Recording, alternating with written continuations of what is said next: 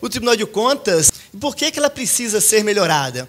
Nesses últimos 10 anos, e está nessa compilação que eu apresento para Vossas Excelências, tem vários exemplos de contratação de serviços pelo Tribunal de Contas de Minas, sem licitação.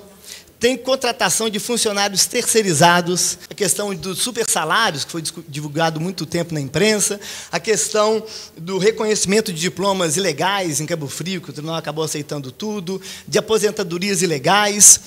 E o conselheiro tem que ter preparo, que seria capacidade técnica, e compromisso.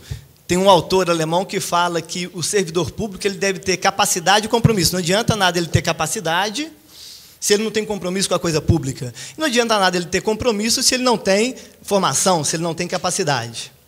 E essa minha linha de conduta, que é o que deve nortear a indicação de um conselheiro, que é a capacidade e compromisso, eu vou citar aqui 3 doutrinadores, 3 reconhecidos professores, investigadores, mestres no Brasil, que compartilham dessa minha posição.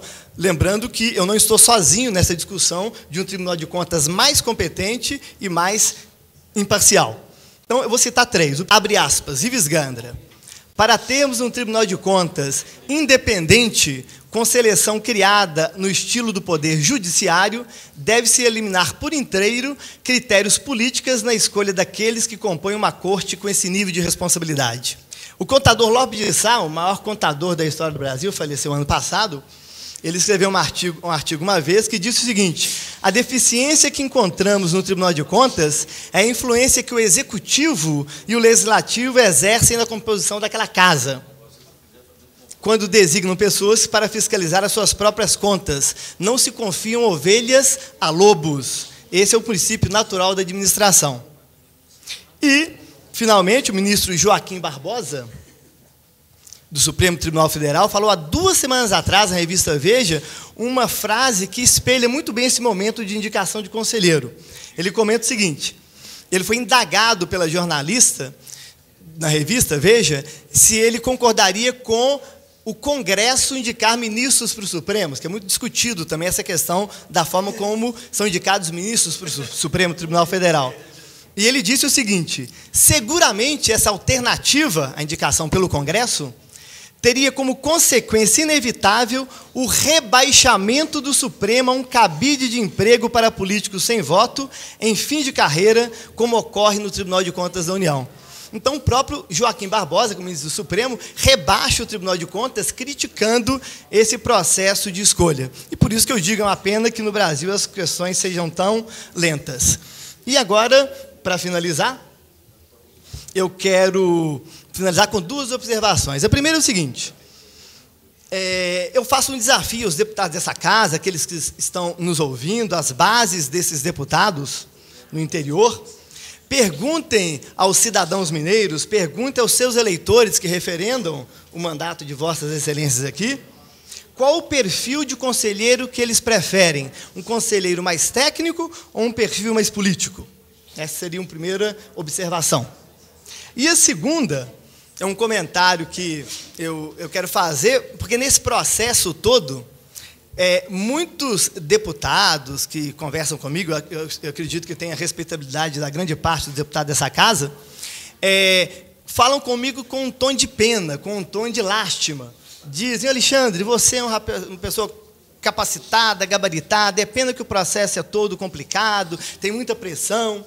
E eu quero deixar uma mensagem para que não tenham pena de mim. Como eu disse no começo, eu estou seguro que estou no caminho certo.